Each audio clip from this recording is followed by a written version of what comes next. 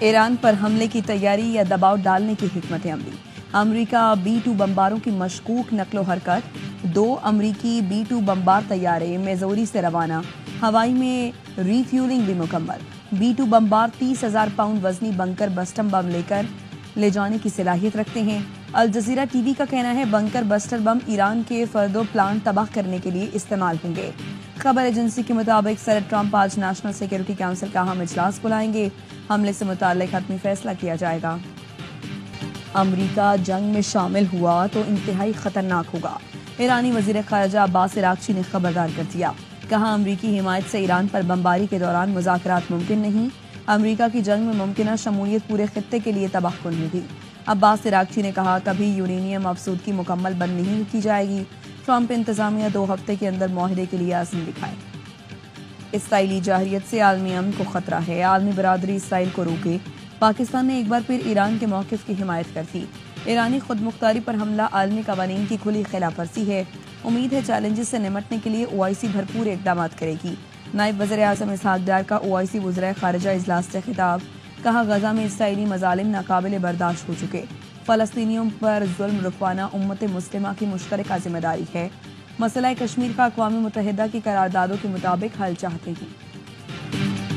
لازوال دوستی کی داستان، ترکی اور پاکستان۔ ترک صدر طیب اردوان کا اسحاق ڈار اور فیلڈ مارشل عاصم منیر کا ہاتھ تھام کر پاک ترک یکجہتی کا پیغام۔ استنبول میں نائب وزیر اعظم اسحاق ڈار کی ترک صدر سے وفود کی سطح پر ملاقات۔ فیلڈ مارشل عاصم منیر بھی موجود تھے۔ پاک ترک قیادت کی ایران پر اسرائیلی حملوں کی شدید مذمت۔ ایران کی خود مختاری اور دفاع کے حق کی حمایت کا ادا۔ خطے میں کشیدگی کم کرنے کی سفارتی کوششیں جاری رکھنے پر اتفاق ہوا۔ عالمی برادری سے فوری جنگ بندی کا مطالبہ۔ غزہ کی صورتحال پر بھی تشویش کا اظہار۔ انسانی امداد کے بلا روک ٹوک فراہمی ناگزیر قرار دے دی۔ پاکستانی وفد نے OIC اجلاس کے کامیاب انعقاد پر ترک قیادت کو خراج تحسین پیش کیا۔ اہم ملاقات OIC وزرائے خارجہ اجلاس کے موقع پر ہوئی۔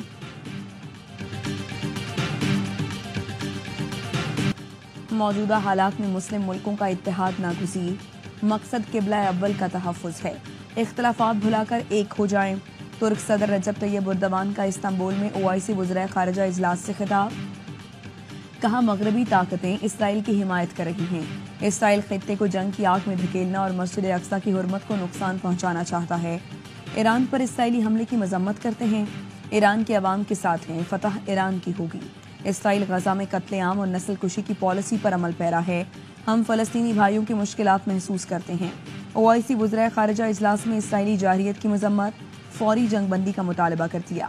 ترک صدر اردوان کی ایرانی وزیر خارجہ عباس عراقچی سے ملاقات۔ صدر اردوان نے بھرپور حمایت کا یقین دلایا۔ ملاقات میں ترک وزراء سمیت انٹیلیجنس چیف بھی شریک ہوئے۔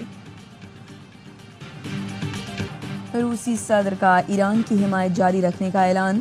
پیوٹن نے کہا ایران کے پرامن ایٹمی پروگرام کی مکمل حمایت کرتے ہیں۔ پرامن مقاصد کے لیے جوہری ٹیکنالوجی ایران کا حق ہے۔ ماسکو اسرائیل ایران جنگ میں مداخلت نہیں کرے گا۔ اسرائیل کو بارہا بتا چکے ایران جوہری ہتھیار نہیں بنا رہا۔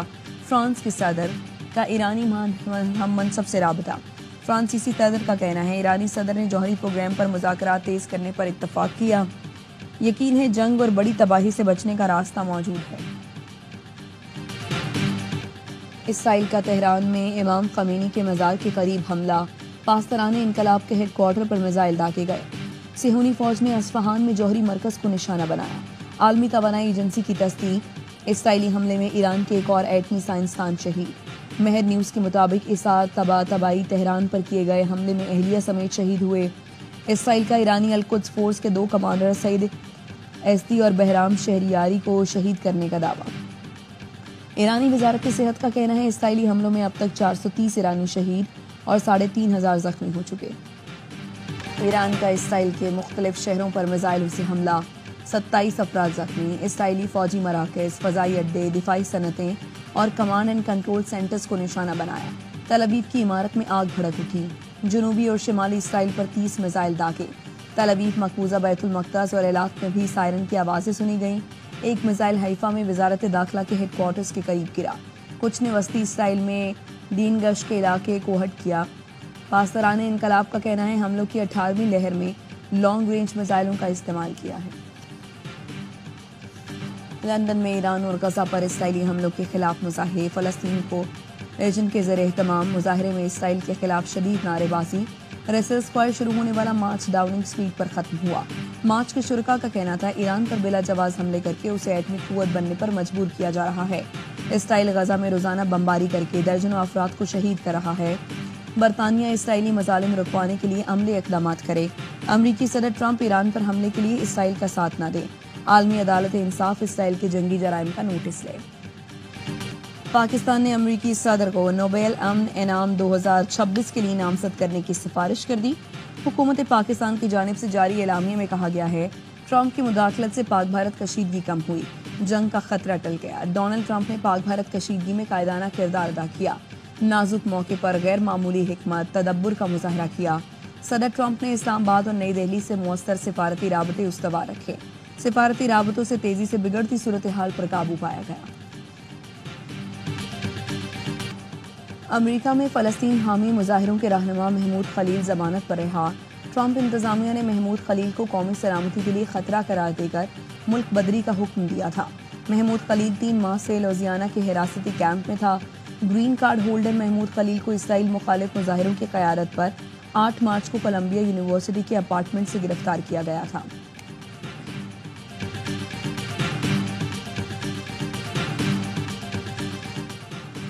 مودی سرکار کی ہٹ دھرمی برقرار۔ بھارتی وزیر داخلہ کا سندھ طاس معاہدہ بحال کرنے سے انکار۔ امت شاہ کہتے ہیں پاکستان سے سندھ طاس معاہدہ کبھی بحال نہیں کریں گے۔ پاکستان جانے والا پانی نہر بنا کر راجستھان لے جائیں گے۔ پاکستان کو وہ پانی نہیں ملے گا جو اسے مل رہا تھا۔ ترجمان دفتر خارجہ نے امت شاہ کا بیان بین الاقوامی معاہدوں کے خلاف قرار دیا۔ کہا سندھ طاس معاہدہ کوئی سیاسی انتظام نہیں بلکہ بین الاقوامی معاہدہ ہے۔ پاکستان جائز حقوق اور مفادات کے تحفظ کے لیے تمام ضروری اقدامات کرے گا۔ پاکستان کی سٹیٹڈ پالیسی ہے پاکستان کا پانی کو روکا گیا تو پاکستان اسے ایک ایکٹ آف وار کے طور پہ لے گا۔ اگر اس نے ایسی کوئی حرکت کی اس کے اوپر پاکستان کا بڑا واضح موقف ہے تو ہم ایسا ہونے نہیں دیں گے۔ پاکستان بھارت کو اپنا پانی روکنے نہیں دے گا۔ بھارت کو پانی روکنے کا سٹرکچر بنانے میں وقت لگے گا۔ وزیر اعظم کی مشیر رانا ثناء اللہ کی پروگرام اعتراض ہے میں گفتگو۔ پختونخوا کے بجٹ پر کہا بجٹ منظور نہ ہوا تو آئین اپنا راستہ اختیار کرے گا۔ یہ کوئی جواز نہیں کہ بانی سے ملاقات کرائیں ورنہ اسمبلی کام نہیں کرے گی۔ آئینی ذمہ داری پوری نہ ہوئی تو ان کو نتائج بھگتنا پڑیں گے۔ بجٹ منظور نہ ہوا تو کے پی حکومت تحلیل ہو سکتی ہے۔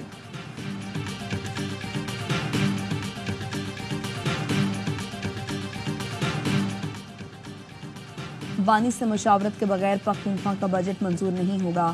ایمرجنسی نافذ کرنے کی کوشش کی تو حکومت ایک دن بھی نہیں چل سکے گی۔ مشیر اطلاعات کے پی بیرسٹر سیف کہتے ہیں کہ پی اسمبلی تحلیل کرنے کا اختیار صرف وزیر اعلیٰ کے پاس ہے۔ عوام اپنے مینڈیٹ کی توہین کسی صورت برداشت نہیں کریں گے۔ اسلام آباد اور بالائی علاقوں میں پری مونسون بارشیں، دارالحکومت میں موسم سہانا ہو گیا۔ ہری پور مانسہرہ میں بھی بادل برسے۔ بنیر اور مالاکنڈ میں بارش سے گرمی کا زور ٹوٹ گیا۔ لوئر دیر میں تیز بارش کے دوران آسمانی بجلی گرنے سے ایک شخص جاں بحق ہو گیا۔ باغ آزاد کشمیر اور گرد و نواح میں بھی موسلادھار بارش سے گرمی میں شدت کمی آ گئی۔ پاکستان کا ہاکی پرو لیگ کھیلنے کا خواب ادھورا رہ گیا۔ نیوزی لینڈ پھر نیشنز کپ کا چیمپئن بن گیا۔ کوالالمپور میں کیویز 6-2 کی فتح کے ساتھ ٹائٹل کے دفاع میں کامیاب۔ فائنل میں دفاعی چیمپئنز نے برق رفتار کھیل دکھایا۔ ہاف ٹائم تک ایک کے پیچھے ایک 5 گول داغ دیے۔ پاکستان کا تیسرے کوارٹر میں پہلا اور آخری کوارٹر میں دوسرا گول۔ میچ میں پاکستان نے 9، نیوزی لینڈ نے 13 پینلٹی کارنر لیے۔ کے بی ٹیم نے ٹرافی جیتنے کے ساتھ پرو لیگ کی سیٹ بھی کنفرم کر لی۔ قومی ٹیم نے پورے ٹورنامنٹ میں بہترین پرفارمنس دی، فائنل میں عمدہ کھیل نہ دکھا سکی۔ بات صرف یہ ہے کہ بچوں کے پاس فنڈنگ نہیں ہے، نوکریاں نہیں ہیں۔ اس وسائل پہ آنے کے بعد بھی اتنا کھیلنا بہت بڑی بات ہے۔ اتفاقیہ فائنل میں پہنچ گئی ہے تو ہم خوش ہیں۔ وہ کرن نظر نہیں آ رہی جو ورلڈ کلاس ہونے کے لیے ہوتی۔ افسوس ہے وہ نتیجہ نہیں آیا جس کی امید تھی۔ نیوزی لینڈ کی ٹیم ابتدا میں بڑی برتری لے گئی جس کی وجہ سے کھلاڑیوں کا مورال گر گیا۔ اولمپکس کا پاکستان کی ناکامی پر اظہار خیال۔ حنیف خان نے کہا ہاکی کا بحران ختم نہیں ہوا۔ وسیم فیروز بولے پیسے نہ ملنے کے باوجود کھلاڑی فائنل میں پہنچے، یہی بہت بڑی بات ہے۔ امپورٹڈ سولر پینلز کی قیمت میں 4.6% اضافہ ہوگا. سختی سے وارن کرتا ہوں کسی کو بھی عوامی استحصال کی اجازت نہیں دی جائے گی. جولائی 1 سے یہ چیزوں کا اطلاق ہونا ہے. دونوں ایوانوں کے اراکین کی تجویز پر درآمدی سولر پینلز پر ٹیکس 18 سے کم کر کے 10% کرنے کا فیصلہ کیا ہے. وزیر خزانہ محمد اورنگزیب کا سینیٹ میں اظہار خیال. کہا تنخواہوں میں 10% اضافہ ملازمین کو احساس دلائے گا کہ ریاست ان کے ساتھ کھڑی ہے. قومی اسمبلی کی قائمہ کمیٹی برائے خزانہ نے نان فائلرز کے لیے بینک سے کیش نکالنے کی حد 50 سے بڑھا کر 75,000 کرنے کی تجویز منظور کر لی. مشیر برائے وزارت خزانہ خرم شہزاد نے سوشل میڈیا پوسٹ میں بتایا پاکستان میں سرکولر ڈیٹ کا مسئلہ حل کر لیا گیا. حکومت نے 18 بینکوں سے سرکولر ڈیٹ کے لیے 1275 ارب کے معاہدے کر لیے.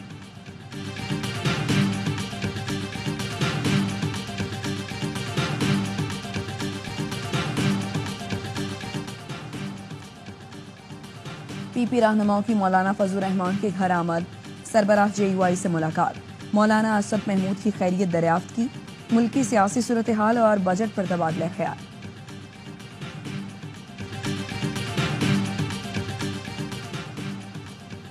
محنت کش کا بیٹا بھی ہنر سیکھ کر خاندان کی کفالت کر سکتا ہے. نوجوان ہنر سیکھ کر دیار غیر میں ملک کا نام روشن کریں گے. بچوں کو نرسنگ جیسے شعبوں میں تربیت فراہم کی جائے گی. صدر مملکت آصف علی زرداری کا بے نظیر ہنرمند پروگرام کے اجرا کی تقریب سے خطاب. کہا ہنرمند پروگرام کے ذریعے جرمن اور چینی زبان بھی سکھائیں گے.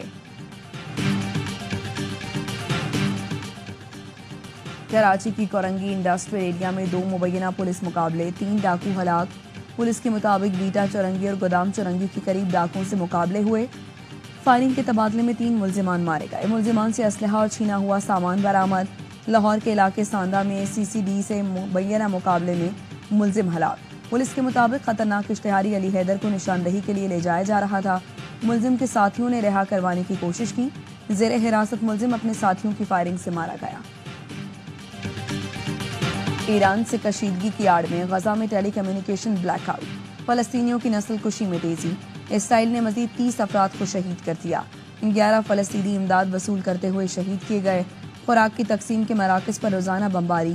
عالمی میڈیا کی توجہ ایران کی طرف. غزہ میں اسرائیلی حملوں میں شدت آ گئی. آئیلینڈ جانے کی ضرورت نہیں ہے, ملیشیا جانے کی, سنگاپور جانے کی. اب اپنے کراچی میں یہ خوبصورت ایک ورلڈ کلاس ریزورٹ آج سے آپریشنل یا فنکشنل ہونے جا رہا ہے. اعلان کرنا چاہتا ہوں دس از جسٹ دا اسٹارٹ. سازش کرنے والے جو ہے نا وہ سازش ہی کرتے رہتے ہیں, سازش کرتے رہیں گے. زہر اتنا برا ہے تو لوگ لاہور کیوں نہیں جاتے. کراچی کے خلاف سازشیں ہو رہی ہیں. MK ماضی بھول کر میئر اور ڈپٹی میئر کے پیچھے پڑی ہے. میئر کراچی مرتضی وہاب کہتے ہیں II چندری گڑھ روڈ کو عالمی معیار کے مطابق اثر نو تعمیر کیا جائے گا. بلدیہ عظمیٰ کراچی کے بیچ ریزورٹ کا افتتاح کر دیا. کراچی کے شہریوں کو اب تھائی لینڈ اور ملیشیا جانے کی ضرورت نہیں. میئر نے کلفٹن 3 میں اسپورٹس پارک کا بھی افتتاح کر دیا.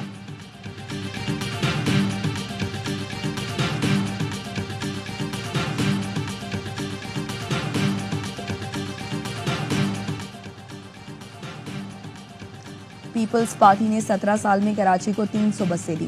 تعلیم, صحت, ٹرانسپورٹ اور بنیادی انفراسٹرکچر نہیں, پورے شہر کو کھود کر رکھ دیا گیا. ہر طرف ماحولیاتی تباہی پھیلی ہوئی ہے. امیر جماعت اسلامی کراچی منیم ظفر خان کہتے ہیں کراچی سے MKM کو 15 پیپلز پارٹی کو 7 نشستیں دی گئیں. یہ لوگ کس بات کا بدلہ لے رہے ہیں. جماعت اسلامی کراچی کے حقوق کی جنگ لڑتی رہے گی. وزیر اعلیٰ پنجاب کا صفائی ہیروز کو خراج تحسین. عید الاضحیٰ پر بہترین صفائی انتظامات پر ورکرز کو 10-10 ہزار روپے کے چیک دیے گئے.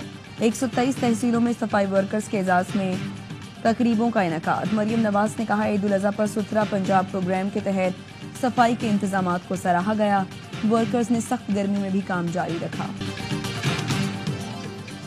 اور قومی کرکٹر حسن نواز رشتہ ازدواج میں منسلک ہو گئے. سٹار بیٹر کی شادی سابق فاسٹ بالر شاہد نذیر کی بیٹی سے ہوئی ہے. 22 سال کے کرکٹر نے تصویریں سوشل میڈیا پر شیئر کر دیں.